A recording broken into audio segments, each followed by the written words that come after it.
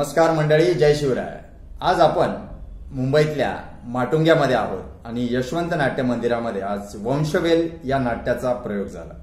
महाराष्ट्र शासनाच्या सांस्कृतिक विभागाने आयोजित केलेल्या नाटकामध्ये आज बालगंधर्वांची आवर्जून आठवण झाली। आपल्यासोबत आहे अभिनेता साहिल ससाणे। साहिल, नमस्कार। नमस्कार, जय शिवराय। जय शिवराय। तुझं स्वागत आहे आपल्या मुलाखतीमध्ये। मला सांग साहिल, तुझं नेमकं काय पात्र होतं? माझं म्हणजे पात्रामध्ये नाव होतं मुकुंद। मुकुंद हे कॅरेक्टर मी करत होतो, पण हे कॅरेक्टर डायरेक्टर लिहित असताना त्यांनी फक्त मला दिमागात ठेवलं की हा कॅरेक्टर करू शकेल। मला पहिल्यांदा खूप भीती वाटली म्हणजे करेल की नाही म्हणजे कोणाला विश्वास नव्हता की करेल की नाही म्हणून।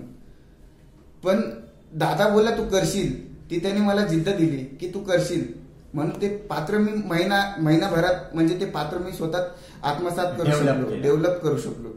डेव्हलप केलं म्हणजे आता म्हणजे सध्या मध्येच आम्हाला मला खूप भीती वाटली होती, पण मी हे पात्र केलं, सगळ्यांना आवडलं देखील।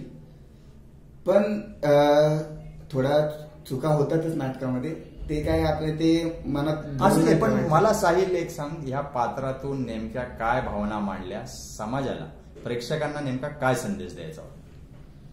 संदेश एवढाच द्यायचा की मला एवढं सांगायचं की तृतीयपंथी जे आहेत ती पण माणसं आहेत, त्यांना पण भावना आहेत। फक्त काय देवाने त्यांना ह्या रूपात पाठवले ते त्यांची चुकी नाही। बरोबर, त्यांची चुकी नाहीये ती, कारण ते हार्मोन्स मध्ये बदल होत राहतात वयानुसार। कारण तुम्ही त्यांना म्हणजे काय तुम्ही पोरांना म्हणजे घरात बसवणं, पोरींमध्ये त्यांचा वावर, मग त्यांना काय ती दिमागात त्यांच्या हार्मोन्स मध्ये चेंजिंग होत राहतात। मग त्यांचा काय दोष नाही, तुम्ही सांभाळून, कारण त्यांना समजून घेणं खूप महत्वाचं आहे।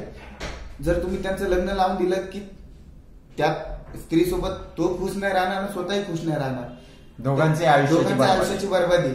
त्यापेक्षा तो काय बोलतो ते समजून घ्या, ते ऐकून घ्या, त्याला तुम्ही स्वीकारा। त्याच्या भावना योग्य वेळी समजून घेणं खूप महत्वाचं आहे। त्याच्या भावना योग्य वेळी, बरोबर बोलला तुम्ही।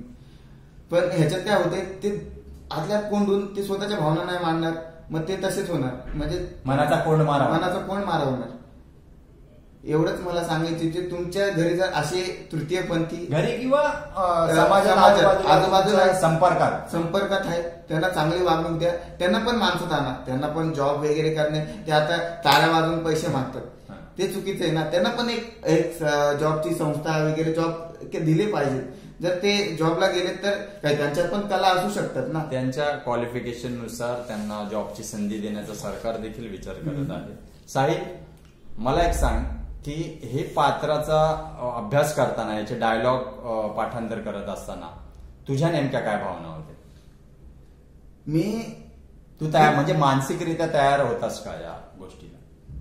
कारण हे पात्र मला जर कॉमेडी दिलं ना तर ते मी करायचो, पण हे पहिल्यांदा मला सिरियस भेटले आयुष्यात। मी पहिल्यांदा लीड करतोय ना तर साईड कॅरेक्टर हे ते करून काय होणार होतं, नुसतं कॉमेडी। दादा बोलला तू सिरियस करून बघ। सिरियस करून बघितलं तेव्हा कुठं मला माझ्या भावना कळाल्या। त्यातल्या ते पात्र करताना मी बोललो हे पात्र करू कसं। मी खूप सारे पिक्चर बघितले, पण मी विचार केला की मी माझं स्वतः केलं। खूप सारे चित्रपट म्हणजे अगदी गणपत पाटलांपासून अनेक असे कॅरेक्टर तू बघितले, स्टडी केले आणि त्या स्टडीचा या पात्रात नक्कीच उपयोग झाला असावा। हो, खूप उपयोग पण झाला। त्यातून मी थोडंफार घेतलं, थोडं माझंही केलं मी। पण हे पात्र करताना मला असं वाटलं नाही की मी मुलगा आहे, की मी त्या पात्रात इतका गुंतून गेलो। एवढंच सांगायचं इच्छितो की तुम्ही जे कॅरेक्टर करताय ना ते कॅरेक्टरचा अभ्यास करा, कारण कॅरेक्टर करताना मध्येच तुम्ही आलात ना मग ते कॅरेक्टर हरवून जाईल। त्या कॅरेक्टर गुंतून राहणं म्हणजे नाटक। साहिल, आमच्याशी संवाद साधला आणि एक संदेशपर रोल केला, समाजाला संदेश देणारा सामाजिक संदेश दिला गेला। तुझ्या पुढच्या या अभिनयाच्या या प्रवासाला आमच्याकडून खूप खूप शुभेच्छा। धन्यवाद।